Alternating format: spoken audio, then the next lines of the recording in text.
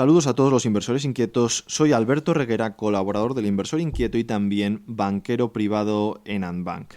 En los mercados financieros existen fuerzas que operan fuera del foco público. No aparecen en los grandes titulares habitualmente, en ocasiones sí, pero muchas veces determinan el comportamiento de una acción e incluso de un índice en cuestión de horas o incluso minutos. Estamos hablando de grandes inversores que operan en corto, y la operativa en corto hay que decir que es un instrumento legítimo, pero que en muchas circunstancias o en algunas circunstancias se puede convertir en un mecanismo de presión sobre los precios y los inversores, y normalmente lo que es una presión bajista en el mercado financiero.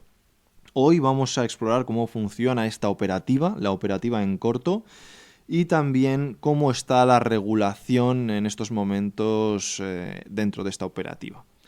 Bien, la venta en corto clásica es relativamente fácil y sencilla de entender, y hay que decir que cumple un papel en la economía financiera muy importante. ¿En qué consiste? Se toma prestada una acción de alguien que ya la tiene, se vende en el mercado y se espera a recomprarla más tarde a un precio inferior para devolvérsela al prestamista. ¿Y qué se gana? Pues se gana la diferencia, ¿no? Esta estrategia, la verdad que contribuye a corregir sobrevaloraciones y también ayuda a mantener la disciplina en los precios de mercado. ¿Cuál es el problema? El problema es la otra variante, la variante más controvertida, como es la venta desnuda en corto. En esta modalidad, el operador lo que hace es vender acciones, pero, y esta es la diferencia fundamental, sin haberlas tomado prestadas previamente, y confía en recomprarlas posteriormente, ¿no? Esta parte sí que es igual que la anterior. ¿Qué ocurre? La ausencia de restricción de disponer los títulos lo que hace es que permite incrementar muchísimo el volumen y la frecuencia de las operaciones, generando una presión adicional y muy fuerte en los precios. ¿Quién puede hacerlo? Pues los creadores de mercado, los market makers, son los que están autorizados por la regulación a realizar ventas desnudas como parte de su función legítima, ¿no? La función de proporcionar liquidez al mercado y mejorar la formación de precios, y a su vez yo diría agilizándolo todo esto, ¿no? La idea es que al poder vender sin tener las acciones ya en propiedad inmediata, pueden equilibrar rápidamente oferta y demanda en momentos de escasez, y así permitir que los precios reflejen de una manera más eficiente y rápida la valoración correcta de mercado. Sin embargo, en la práctica, esta capacidad que tienen puede, y de hecho lo es, puede ser utilizada con fines especulativos, generando movimientos de precios muy pronunciados y presiones bajistas sobre ciertos valores o mercados que el inversor minorista muchas veces no entiende de dónde vienen. Los datos recientes, en un artículo que tenemos publicado en el Inversor Inquieto de nuestro economista jefe Alex Fusté, indican que hay un aumento significativo de esta operativa, ¿no? Pues podemos hablar de que en el año 23-24 las situaciones en las que el vendedor en corto, en ventas desnuda en corto, no puede entregar las acciones, pues oscilaba entre unos 2.000 y 3.000 millones de dólares al día, ¿no? El equivalente económico, digamos. Actualmente, en picos extremos de mucha volatilidad, se registran hasta el equivalente a 30.000 millones de dólares en acciones que no se pueden entregar, lo cual es una barbaridad y un incremento de 10 veces más respecto a otros momentos recientes, ¿no?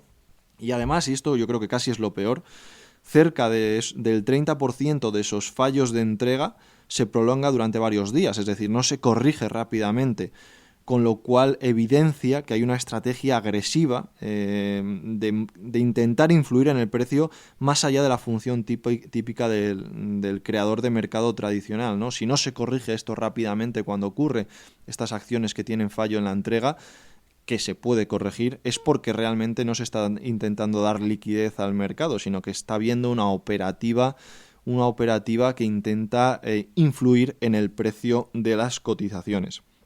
Estas operaciones al final lo que pueden es generar acciones fantasmas que no sé, parece que no son de nadie, digamos, ¿no? Son fantasma. Y son títulos que aparecen en los libros sin existir realmente, sin existir físicamente. Y esto al final lo que hace es multiplicar el flotante y evidentemente lo que hace también es presionar a los precios. Esto lo estamos viendo actualmente en muchos mercados, ¿no? Especialmente en Estados Unidos. ¿Qué ha pasado últimamente? Pues la SEC ha tenido que fortalecer o está buscando fortalecer la supervisión debido a este aumento de la operativa.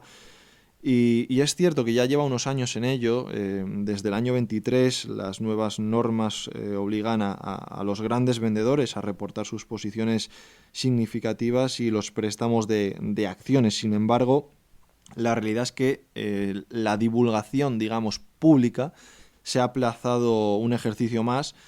Y también hay que tener en cuenta que otra cosa que han decidido es que esta divulgación va a ser agregada, no se van a ver los datos por separado y además va a ser anónima. Por lo tanto, es cierto que el regulador tiene más armas y va a tener más capacidad de análisis, pero el inversor minorista está prácticamente igual y está indefenso ante estos grandes operadores.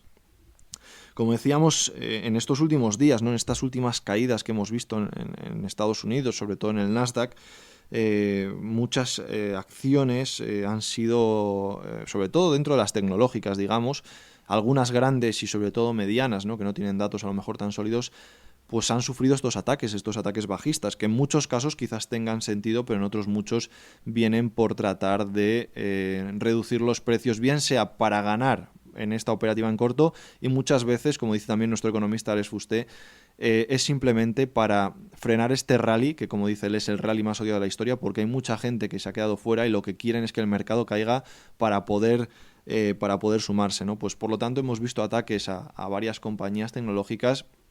Y también, y por qué no decirlo, dentro del mercado de las criptomonedas ha habido varios de estos ataques con operaciones masivas que intentaban tirar los precios a la baja. De hecho, hace poco hicimos un podcast sobre la mayor liquidación cripto de la historia, en la que influyeron las ventas en corto. Y también lo que estamos viendo, lo hemos visto muchos días en las últimas 2 semanas, en las que tras la apertura del mercado americano había algunas operaciones en spot, ¿no? En tiempo real de compra en Bitcoin, pero que poco después se introducían órdenes masivas apalancadas en corto, de ventas en corto, que lo que intentaban era tirar el precio, ¿no? Y muchos inversores que habían entrado con las primeras subidas, lo que veían es que su tesis de inversión se desmoronaba, se ponían nerviosos, que muchas veces lo que busca esta operativa también es eso, poner nervioso al inversor, y lo que acaba haciendo es vender, primero perdiendo dinero y además influyendo negativamente en el precio, con lo cual todavía tiraban más los precios, ¿no? Esto está pasando pues varios días en las últimas semanas. Y estos ejemplos al final lo que ilustran es como la venta en corto es una herramienta muy potente todavía a día de hoy y es una herramienta determinante en la fijación de precios. Por ir concluyendo, la venta en corto, entonces hay que decir que es un instrumento financiero legítimo y que correctamente utilizado lo que hace es corregir excesos de valoración y además mantener la disciplina de las empresas y también proporcionar liquidez en el mercado. Sin embargo, en la versión más agresiva, ¿no? Cuando son las ventas desnudas en corto, la verdad es que lo que ocurre muchas veces es que distorsiona los precios y afecta muy negativamente a los inversores minoristas que no tienen ni las armas, ni el mismo nivel de armas, ni el mismo nivel de conocimientos. La normativa está intentando ampliar la supervisión y otorgar al regulador pues una visión más amplia del mercado y es cierto que esto lo van a conseguir, aunque la divulgación pública se va a mantener limitada. Por lo tanto, el inversor minorista va a seguir prácticamente igual de indefenso, ¿no? Entonces, para el inversor, la verdad que la lección es clara. Comprender cómo operan estas estrategias y ser conscientes de las fuerzas que actúan, digamos, en la sombra, es tan esencial como seleccionar correctamente los valores en los que invertir, ¿no? Podemos tener una tesis de inversión maravillosa, incluso diría acertada, pero como veamos nuestra acción caer y además fuerte, ¿no? Como ocurre en estos casos, nos entran todas las dudas, ¿no? Y el inversor minorista puede ser que a veces no vea de dónde vienen estas ventas, ¿no? Y tenga dudas de que su tesis sea la correcta y llevarle a realizar pérdidas que no debería realizar en otras circunstancias, ¿no? Al final, los inversores tienen que reconocer estas prácticas para no dejarse arrastrar cuando estos especuladores atacan y tratan de tumbar un mercado o una acción. De hecho, y esto es opinión personal, estos momentos, si se comprenden bien, pueden ser incluso oportunidades de compra, ¿no? Sin embargo, sí que es cierto que es muy difícil que el inversor particular por sí solo pueda competir contra estos poderes. Por lo tanto, no puedo dejar de recomendar que tengan alguien que les acompañe, ¿no? Que estén bien asesorados, porque esto es clave para no encontrarse totalmente vendidos, totalmente indefensos en estas situaciones. Por mi parte, esto es todo lo que quería contaros. Recordaros que podéis seguirnos en nuestras redes sociales y también en nuestra web www.elinversorinquieto.es. Un saludo y hasta una próxima ocasión.